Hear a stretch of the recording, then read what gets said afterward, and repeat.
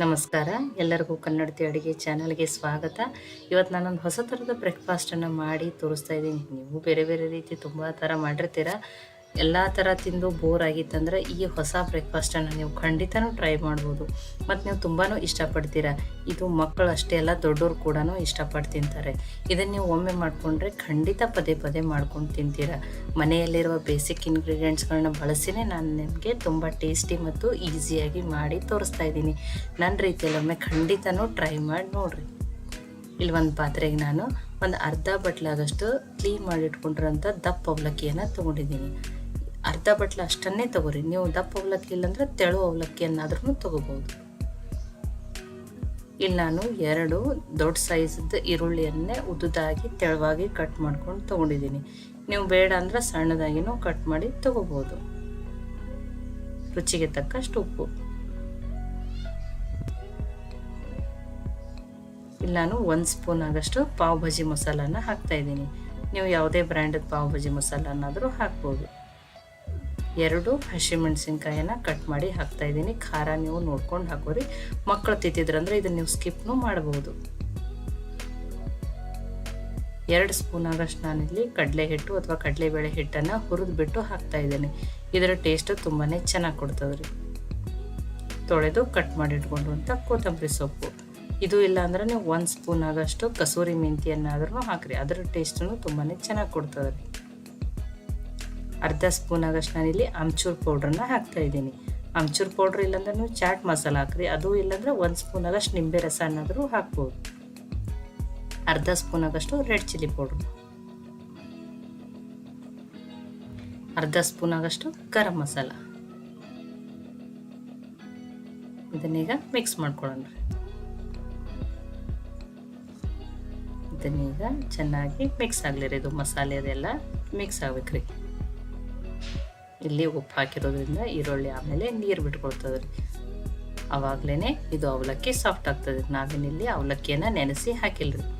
ಇದು ಈಗ ಕರೆಕ್ಟಾಗಿ ಮಿಕ್ಸ್ ಆಗಿದ್ರಿ ಮಸಾಲೆ ಎಲ್ಲ ಚೆನ್ನಾಗಿ. ಇದನ್ನು ನಾನು ಮುಚ್ಚಿ 10 ನಿಮಿಷ ತೆಗೆದಿಡ್ತಾ ಇದ್ದೀನಿ. ನಾನು ಇದು 10 ನಿಮಿಷ ಅನ್ಕೋತಕ್ಕ ಸೈಡಿಗೆ ಇಡ್ತಿದ್ದೀನಿ. ಈಗ ಇನ್ನೊಂದು ಪಾತ್ರೆಗೆ ನಾನು 1 ಬಟ್ಲಾಗಷ್ಟು ಸೋಸ್ ಇಟ್ಕೊಂಡಿರುವಂಥ ಗೋಧಿ ಹಿಟ್ಟನ್ನು ತೊಗೊಂಡಿದ್ದೀನಿ.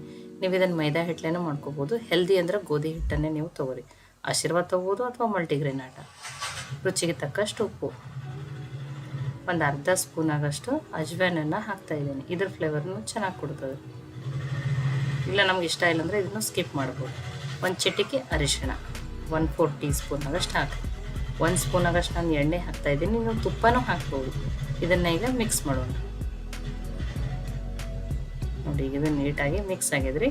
ನಾನು ಸ್ವಲ್ಪ ನೀರನ್ನು ಹಾಕ್ಕೊಂಡು ಹಿಟ್ಟನ್ನು ಕಲಸಿ ರೆಡಿ ಮಾಡ್ಕೋತೀನಿ. ತುಂಬ ಗಟ್ಟಿ ಬೇಡ, ಒಂದು ಸ್ವಲ್ಪ ಸಾಫ್ಟಾಗಿರೋ ಹಿಟ್ಟನ್ನೇ ಕಲಸಿ ರೆಡಿ ಮಾಡ್ತೀನಿ. ಆದರೆ ಒಮ್ಮೆಲೇ ನೀರು ಹಾಕ್ಬಿಡ್ರಿ. ಸ್ವಲ್ಪ ನೀರನ್ನು ಹಾಕಿ ಹಿಟ್ಟನ್ನು ಕಲಸಿ ರೆಡಿ ಮಾಡ್ಕೋತೀನಿ. ನೋಡಿ, ನಾನು ನಿಮಗೆ ತೋರಿಸ್ತಾ ಇದ್ದೀನಿ. ನೋಡಿ, ಸಾಫ್ಟ್ ಆದರೆ ಹಿಟ್ಟು ತುಂಬ ಏನು ಗಟ್ಟಿ ಮಾಡಿಲ್ಲ. ಈಗಿಷ್ಟ ಇರಲಿರಿ. ಇದಕ್ಕೊಂದು ಸ್ವಲ್ಪ ನಾನು ಎಣ್ಣೆಯನ್ನು ಹಚ್ತಾ ಇದ್ದೀನಿ. ಎಣ್ಣೆ ಹಚ್ಚಿ ನಾನು ಮುಚ್ಚಿ ಒಂದು 10 ನಿಮಿಷ ತೆಗೆದಿಡ್ತೇನೆ ರೀ. ಹಿಟ್ಟ ಅಂದ್ರೆ ಚೆಂದಂಗೆ ನೆನಿತದೆ. ನೋಡ್ರಿ, ಇದನ್ನು 10 ನಿಮಿಷ ಆಗಿದೆ. ಇಲ್ಲಿ ನೋಡಿ, ಈರುಳ್ಳಿ ಉಪ್ಪು ಎಲ್ಲ ಹಾಕಿರೋದ್ರಿಂದ ಇದು ನೀರು ಬಿಟ್ಕೊಂಡದೆ. ನೋಡಿ, ಇದು ಮಸಾಲೆನೂ ಹಿಟ್ಟನು ಎಲ್ಲ ಚೆನ್ನಾಗಿ ಮಿಕ್ಸು ಆಗ್ಯದ್ರಿ. ಮತ್ತು ಇಲ್ಲಿ ತೋರಿಸ್ತಾ ಇದ್ದೀನಿ ನೋಡಿ, ಅವಲಕ್ಕಿನೂ ಈಗ ನೋಡ್ರಿ ನೆನೋದು ಸಾಫ್ಟ್ ಆಗ್ಯದ. ಈಗ ಇದು ಸ್ಟಫಿಂಗ್ ರೆಡಿ ಆಗ್ಯದ್ರಿ. ನೋಡಿ, ಹಿಟ್ಟನ್ನು ನೆಂದದ್ರಿ. ಇನ್ನೊಂದು ಸ್ವಲ್ಪ ನಾನು ನಾದ್ಕೋತೀನಿ ರೀ. ಇನ್ನೊಂದು ಸ್ವಲ್ಪ ಮತ್ತಷ್ಟು ಸಾಫ್ಟ್ ಆಗ್ತೈತೆ. ನೋಡಿ, ಹಿಟ್ಟು ನೆಂದ್ರೂ ತುಂಬಾ ಸಾಫ್ಟ್ ಆಗ್ಯದ್ರಿ. ಫಸ್ಟನೇ ತುಂಬ ಗಟ್ಟಿ ಏನು ಕಲಸಿ ಇಟ್ಕೋಬೇಡ. ನೋಡಿ, ನಾನಿಲ್ಲಿ ಚಪಾತಿ ಮಾಡೋ ತಗಡನ್ನೇ ತೊಗೊಂಡಿದ್ದೀನಿ. ಇದ್ರ ಮೇಲೇ ಲಟ್ಟಿಸಿ ತೋರಿಸ್ತಾ ಇದ್ದೀನಿ. ಇಲ್ಲಾಂದ್ರೆ ನೀವು ತಳವಾಗಿ ಹಿಟ್ಟು ಹಚ್ಕೊಂಡು ಲಟ್ಸ್ಕೋಬೋದು. ಇಲ್ಲಿ ಸ್ವಲ್ಪ ಇಷ್ಟು ಹಿಟ್ಟನ್ನು ತೊಗೋತಾ ಇದ್ದೀನಿ. ನಾನು ತುಂಬ ದೊಡ್ಡೂ ತೊಗೊಂಡಿಲ್ಲ, ತುಂಬ ಸಣ್ಣೂ ತೊಗೊಂಡಿಲ್ಲ. ಸ್ವಲ್ಪ ಕೈಗೆ ಎಣ್ಣೆ ಹಚ್ಕೊಂಡು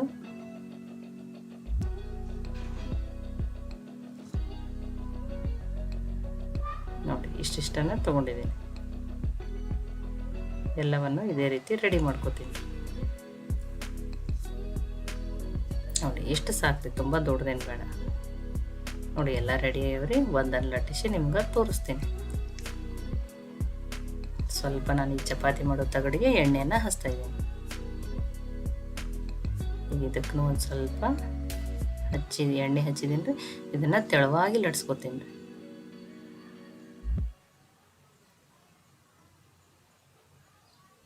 ಇಲ್ಲ ಎಣ್ಣೆದು ಬೇಡ ಅಂದ್ರೆ ನೀವು ಹಿಟ್ಟು ಹಚ್ಚೂ ಲಟ್ಸ್ಕೊಬೋದು ನೋಡಿರಿ. ಈ ರೀತಿ ತಗಡ ಮೇಲೆ ಲಟ್ಟಿಸಿದ್ರೆ ಎಷ್ಟು ಬೇಕಷ್ಟು ತೆಳುಗೂ ನಾವು ಲಟ್ಸ್ಕೊಬೋದು. ನಾನು ಇಲ್ಲಿ ನಿಮ್ಗೆ ತೋರಿಸ್ತಾ ಇದ್ದೀನಿ ನೋಡಿರಿ. ಚಪಾತಿಯನ್ನು ಎಷ್ಟು ತೆಳುವಾಗಿ ಲಟ್ಸ್ಕೊಂಡಿದ್ದೀನಿ. ಈಗ ಸ್ಟಫಿಂಗನ್ನು ಹಾಕೊಂಡ್ರಿ. ಆ ಎಲೆ ತಕ್ಕಂಗೆ ನೋಡಿ ಸ್ಟಫಿಂಗನ್ನು ಹಾಕೋರಿ. ನಾನು ಇಲ್ಲಿ ಒಂದು 3 ಸ್ಪೂನ್ ಆಗಷ್ಟು ಹಾಕಿದ್ದೀನಿ. ಇದನ್ನೀಗ ಈ ರೀತಿ ಫೋಲ್ಡ್ ಮಾಡೋಣ್ರಿ. ಫಸ್ಟ್ ಇದನ್ನು ಈ ಕಡೆ 2 ಸೈಡ್ ಫೋಲ್ಡ್ ಮಾಡಿ, ನಾನೇನಿಲ್ಲಿ ಯಾವುದೇ ರೀತಿ ನೀರದೇನು ಹಚ್ತಾ ಇಲ್ಲ, ಹಾಗೆಯೇ ಅಂಟ್ತದ್ರಿ ಇದು. ಅಥವಾ ನಿಮಗೆ ಯಾವುದೇ ಬೇರೆ ರೀತಿ ಶೇಪ್ ಬಂದ್ರೂ ಆ ರೀತಿಯೂ ಸ್ಟಫಿಂಗ್ ಮಾಡಿಕೊಂಡು ಪ್ಯಾಕ್ ಮಾಡ್ಕೋಬೋದು. ನೋಡಿ ನೀಟಾಗಿ ಪ್ಯಾಕ್ನೂ ಆಗ್ಯದ. ಇದೇ ರೀತಿ ಉಳಿದಿದ್ದನ್ನು ರೆಡಿ ಮಾಡ್ಕೋತೀನಿ. ಒಂದು ಕಡೆಯಲ್ಲಿ ನೀರನ್ನು ಕಾಯ್ಲಿಕ್ಕೆ ಇಟ್ಟಿದ್ದೀನಿ. ನಾನು ಈಗ ಹೋಲ್ಸಿರೋ ಪಾತ್ರೆ ಅಥವಾ ಚಾಣಿಗೆ ನಾನು ಸ್ವಲ್ಪ ಎಣ್ಣೆಯನ್ನು ಹಚ್ಕೋತಾ ಇದ್ದೀನಿ, ಅಂದರೆ ಹಿಟ್ಟು ಅಂಟಲ್ಲ ರೀ. ನೋಡಿ ಈಗ ಗ್ಯಾಸನ್ನು ಹೈ ಫ್ಲೇಮ್ದಲ್ಲಿ ಇಟ್ಟಿದ್ದೀನಿ. ಇವನ್ನೀಗ ಸ್ಟೀಮ್ ಮಾಡೋಣ.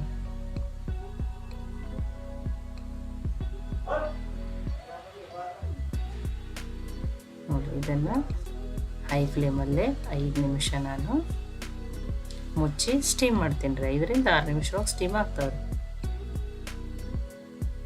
ನೋಡಿರಿ ಈಗ 5 ನಿಮಿಷ ಆದಮೇಲೆ ತೋರಿಸ್ತಿದ್ದೀನಿ. ನಾನು ಗ್ಯಾಸನ್ನು ಆಫ್ ಮಾಡಿ ನೋಡಿರಿ, ಅದು ಒಂಥರ ಹಿಟ್ಟು ಶೈನಿಂಗ್ ಆಗಿರ್ತದೆ ರೀ. ಇದು ಸ್ಟೀಮ್ ಕರೆಕ್ಟಾಗಿ ಆದಮೇಲೆ ಹಿಟ್ಟನ್ನು ಯಾವುದೇ ರೀತಿ ಅಂಟ್ಕೊಳ್ಳಲ್ಲ.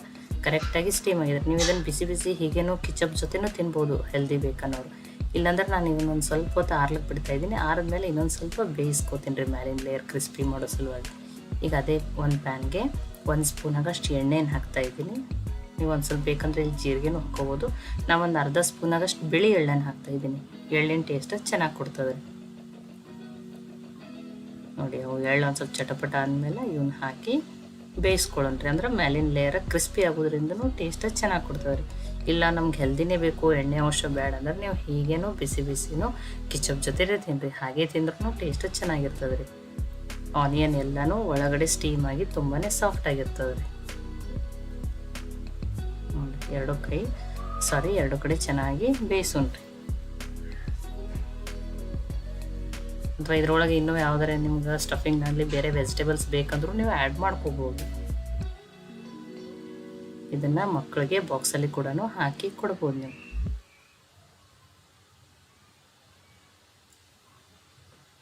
ನೋಡ್ರಿ 2 ಸೈಡಿಗೂ ಚೆಂದಂಗೆ ಬೇಯ್ದವ್ರಿ.